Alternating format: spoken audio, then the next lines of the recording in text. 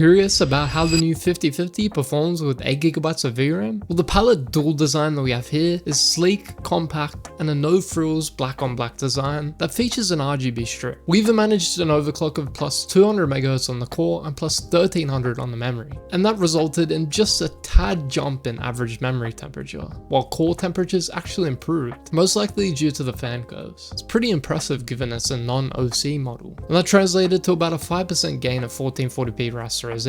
When looking at stock performance, it's pretty decent overall. Sometimes it matches a 4060, but most of the time it loses slightly. But both are really held back by 8GB of VRAM. But if you really think about it, the 4060 is really a 4050 Ti.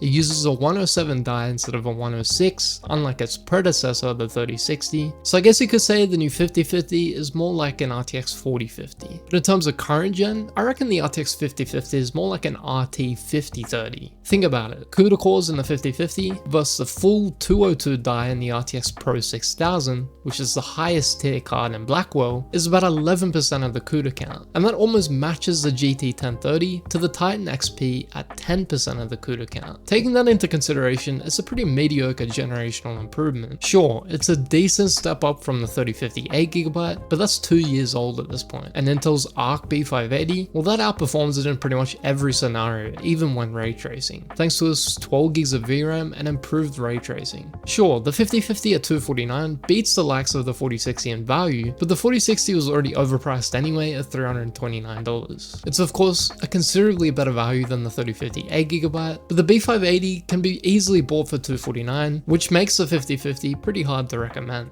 especially when you can find 3060 Ti's on the used market for around $200. In addition, a brand new 3060 12GB is still great if you want extra VRAM. Overall, I can only recommend the 5050 for DLSS multi-frame generation, but keep in mind that MFG doesn't improve the overall experience, and is basically motion smoothing. Most of the time it adds latency, and even when it doesn't, you're pretty much getting the same latency as your base frame rate.